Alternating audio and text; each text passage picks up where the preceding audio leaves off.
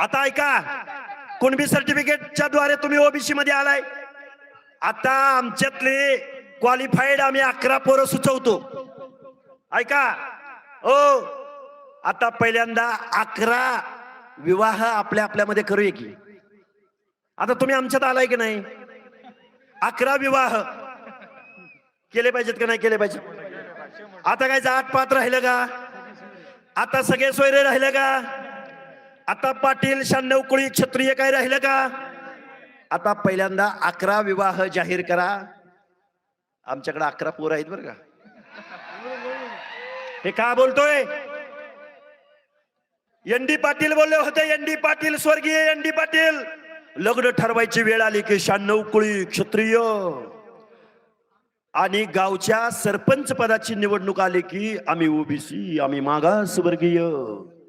ND Patil बोलले होते, मी नाही बरं का बोललो. सभेमध्ये ते असं म्हटले की आता जे आहे कोणी हे राहिलं नाही, सगळे सर समान झाले आहेत. 11 मुलं माझ्याकडे आहेत, त्यांचं लग्न माझ्या मुलीसोबत लावून देण्याची अशी मागणी केलेली आहे.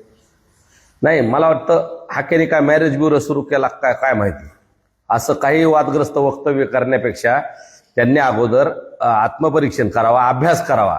आरक्षण म्हणजे ओबीसीत आम्ही आलोत, आरक्षण घेतलं याचा अर्थ लगेच लग्न इतर आंतरजातीय करावेत असं काही कुठं घटनेत लिहिलेलं नाही. किंवा आरक्षणात आतापर्यंत ओबीसी मध्ये 350 पेक्षा जास्त जाती, त्यांच्यात अंतर्गत असे कुठं रोटीबेटी व्यवहार झालेले बघितले नाही.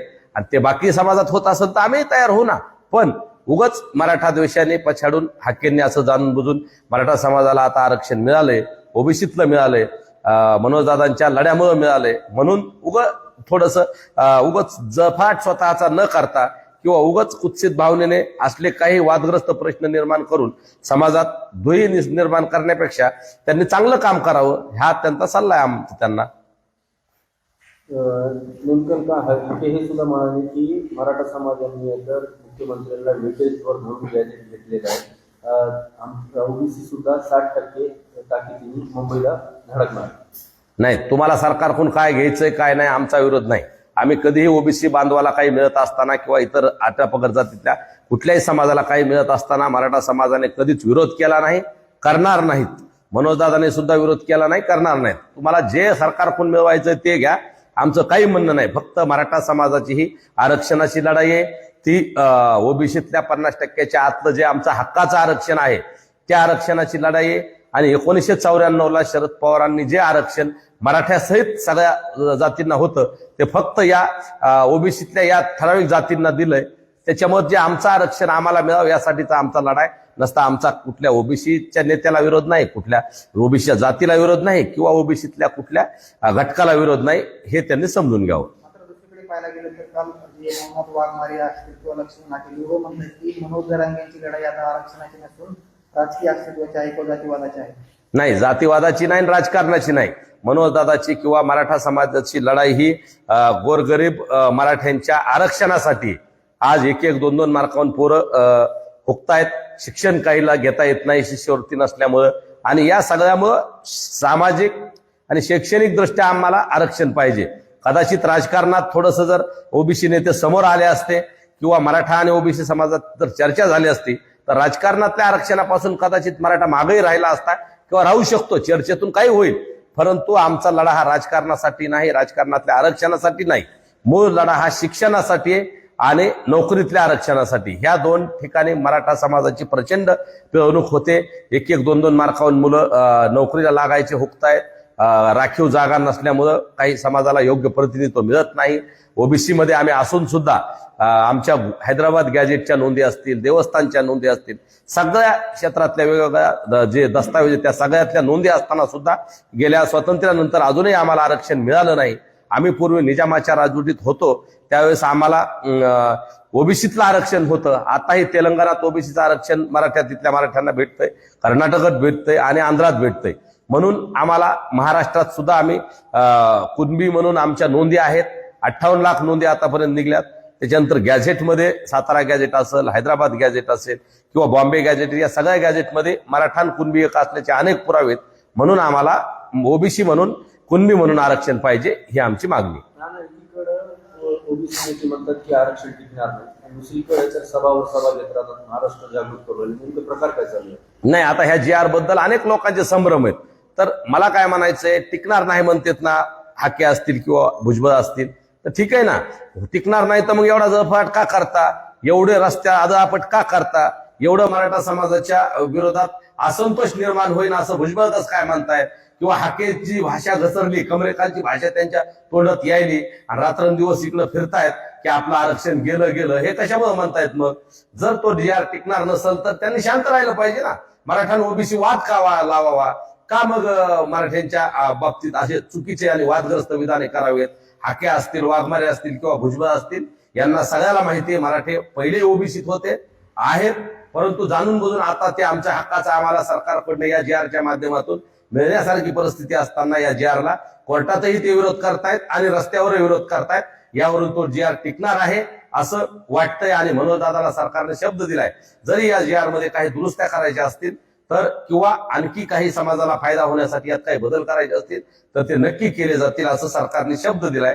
त्यामुळं आम्ही त्या बाबतीत निश्चित आहोत. लग्न करायच्या वेळी आम्ही 96 कोटी आहोत आणि सरपंच पदाच्या निवडणुका आल्या की आम्ही ओबीसी आहोत असं मराठा समाजातून म्हटलं जातं.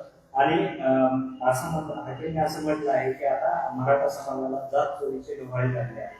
नाही, जात चोर वगैरे कोणी नाही, तुम्हीच चोरली जात म्हणून तसं म्हणल्यावर तुम्हीच काही गोष्टी चोरल्या. तुमचं आरक्षण कसं, धनगर समाजाला आरक्षण मिळालं तेव्हा 4 ओळीत मिळाले, 4 ओळीचा GR आहे, त्यांना वेगळा प्रवर्ग केला त्यावेळेस. त्यानंतर माळी समाजाला तसंच 2-4 ओळीच्या GR वर मिळाले.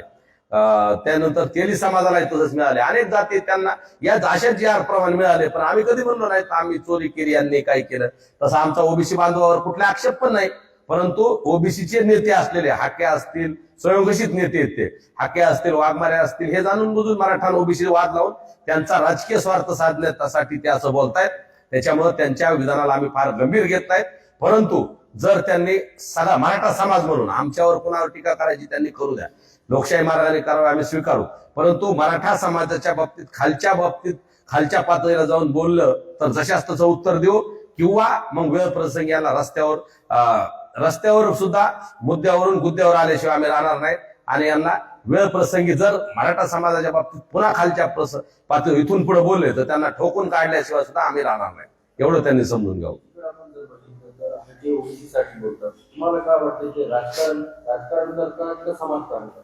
नाही, ते राजकारणच करतायत ना. ओबीसी समाजासाठी करत असते किंवा त्यांच्या धनगर समाजासाठी करत असते तर आम्ही मान्य केलं असतं. त्यांनी म्हणले असते एसटीचं आरक्षण आम्ही धनगर समाजाला मागतोय, मराठ्यांनी बरोबर या पाठिंबा दिला ना आम्ही मोठ्या मनाने. ते बंजारा समाजासाठी लढत असते, ते इतर कुठल्या 18 पाकड जातीतल्या बाकी समाजासाठी लढत असते तर म्हणलं असतं आम्ही त्यांच्यासाठी सरकारकडून त्यांना निधी द्या, ज्या मार्गासाठी त्यांनी काय चांगल्या गोष्टीसाठी बोलवलं असतं आम्ही नक्की गेलो असतो.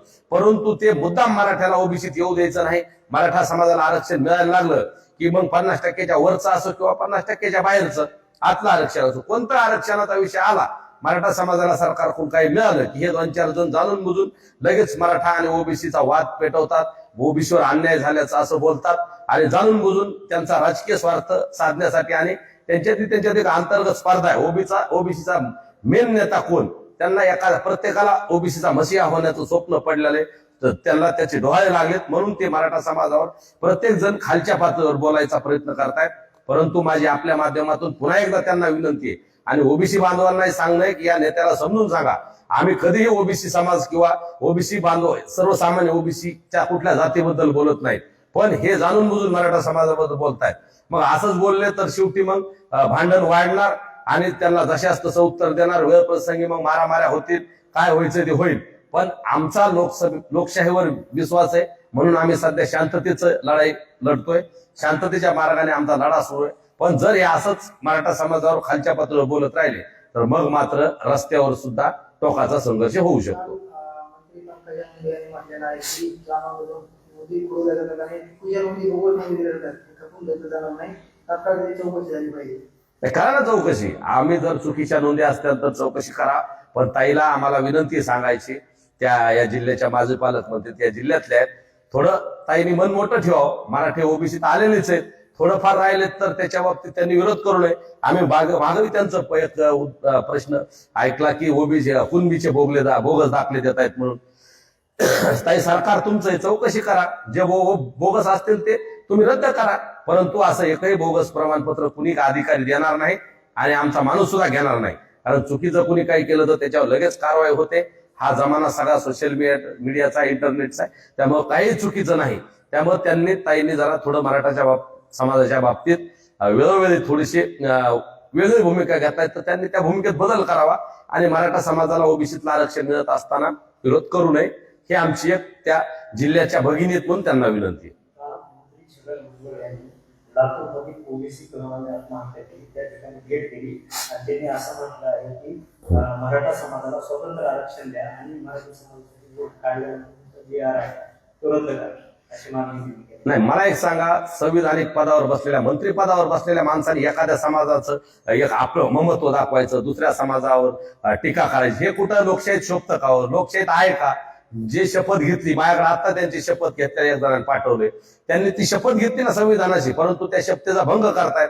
त्यांना जर तसं वाटत असेल मराठा समाजाने ओबीसीत येऊ नये, तर त्यांना लढायचा आहे, त्यांना स्वातंत्र्य आहे ना, पण त्यांनी मंत्रिपदाचा राजीनामा देऊन यावं. सरकारी सुविधा घ्यायच्या, आम्ही टॅक्स भरतो त्यातल्या पैशावर त्यांनी सगळे बैठका सभा घ्यायच्या आणि आमच्याच विरोधात गरज ओळखायची, हे चांगलं नाही. आणि त्या बांधवाच्या तिथं गेले, चांगली गोष्ट आहे. त्या बांधवाला काही मदतही त्यांनी करावी, सरकारने करावी.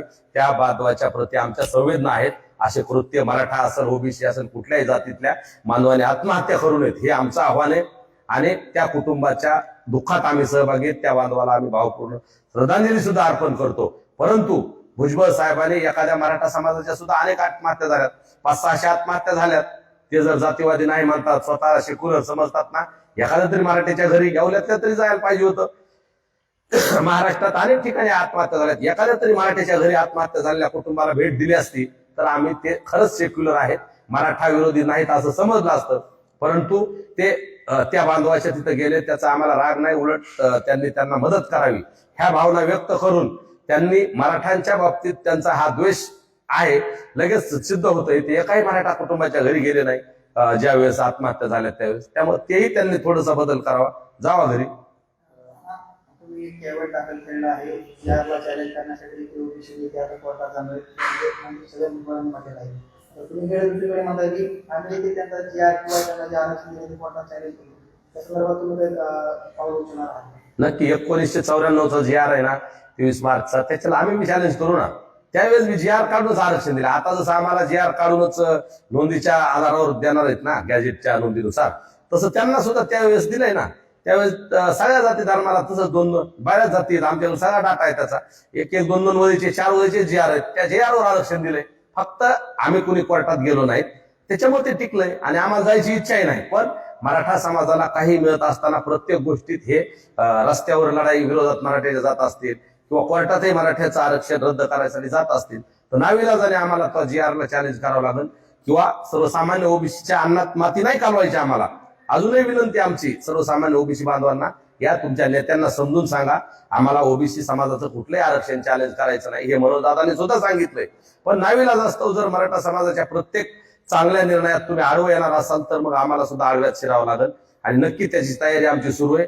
मनोजदादाने आदेश दिल्यानंतर किंवा येणाऱ्या काळात सगळ्या लोकांशी विचारविनिमय करून आम्ही सुद्धा कोर्टात जायची तयारी करतोय आणि आम्ही कॅवेट दाखल केले. त्या ज्या 2-3 याचिका आल्यात, त्याच्या आधी काही अर्ज आलेत, त्या सगळ्याला कायदेशीर लढा देण्यासाठी आम्ही खंबीर आहोत. आमची सुप्रीम कोर्टातली टीम असेल, वकील बांधवांची हायकोर्टातली टीम असेल, मुंबईतली किंवा संभाजीनगरची असेल, सगळ्या खंडपीठात सगळ्या ठिकाणी आम्ही चांगल्या वकिलांच्या फौज तयार ठेवल्यात.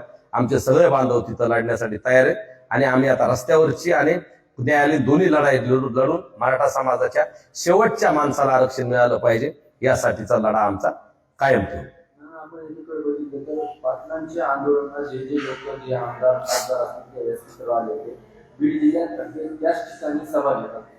काय दृष्टिकोन काय त्या ठिकाणी सभा घेतली? गेवराई धारूर झालं, गेवराई झाला, खासदारावर बोलले, म्हणजे पाटलांबरोबर जे व्यासपीठावर दिसले त्याच ठिकाणी जाऊन ते सभा घेतात आणि बोलतात. तेच सांगतोय ना, मराठा समाजाने एखादं आंदोलन उभा केलं की त्याला काउंटर आंदोलन उभा करायचं, एवढंच त्यांचा हे अजेंडा आहे. कुणाची तरी सुपारी घ्यायची आणि यायचं इकडं, बीडला यायचं, गेवराईला यायचं, माजलगावला यायचं, बीड जिल्ह्यात यायचं. त्यांना खरंच त्यांना ताकद दाखवायची ना, जा ना पश्चिम महाराष्ट्रातल्या जिल्ह्याचं. आम्ही कसं महाराष्ट्रावर फिरतो, मनोजदादा प्रत्येक जिल्ह्यात जातात, मुंबईला गेले, सगळ्या महाराष्ट्रातल्या जिल्ह्यात तुम्ही प्रत्येक जिल्ह्यात फिरा ना, उठसूट यायचं, बीडातच यायचं, बीडमध्ये अशांतता करायची, मराठा ओबीसीत वाद लावायचा, हे चांगलं नाही. आणि ओबीसी बांधवांनी सुद्धा किंवा मराठा बांधवांनी या बाहेरच्या येणाऱ्या लोकांवर अजिबात विश्वास ठेवू नये. हे जाणून बुजून तुमच्या आमच्यात वाद निर्माण करतात. म्हणून या ओबीसी नेत्यांना मनोजदादा वेळोवेळी सांगत असतात की हे बाहेरून येऊन इथं वाद लावतात, त्यामुळे आपण कुणीही इथं राहायचे, आपल्याला गावगाड्यात मराठा ओबीसी आपण किंवा सगळ्या जाती धर्माला आपल्याला इथं राहायचे, इथले माणसं आपण सर्व मिळून ठरवू. हे बाहेरचे येऊन इथं वाद निर्माण करायला लागले तर त्यांना कुणीही प्रतिसाद देऊ नये, हे सुद्धा आमचं आव्हान आहे.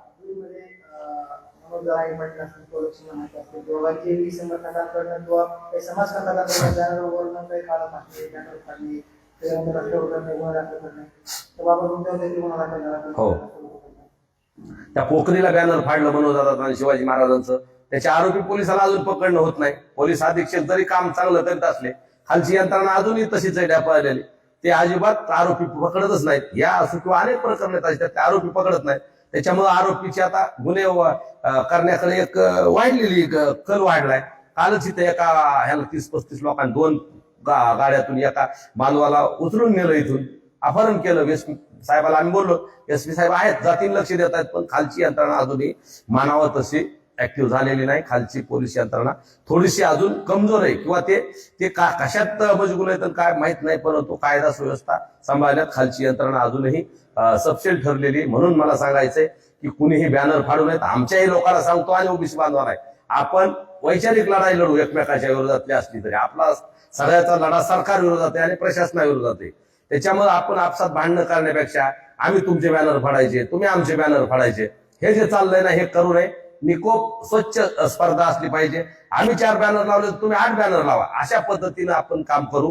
परंतु आमचे तुम्ही बॅनर फाडायचे, तुमचे आम्ही बॅनर फाडायचे, ही जी आपल्या समाजात काही लोक वृत्ती आहे आणि काही मुद्दा म्हणून मराठा ओबीसी वाद लावत म्हणून काही जाणून बुजून हे बॅनर फाडायचं चालू आहे. आणि या बॅनर फाडल्यामुळे तुमच्या आमच्यात भांडणं लागावात आणि त्यातून राजकीय कोणाला तरी फायदा करून घ्यायचा आहे, व्हावा, कुणाच्या तरी सभेला फायदा व्हावा, कुणाची तरी गर्दी जमावं म्हणून जर हे कुणी करत असेल तर त्याचा डाव पोलिसांनी ओळखावा आणि कठोरात कठोर शासन करावं. आणि दोन्ही बांधवाला विनंती आहे, एकमेकाचे बॅनर फाडू नये, एकमेकांच्या समाजाविषयी असलेलं बोलू नये, ही विनंती करतो.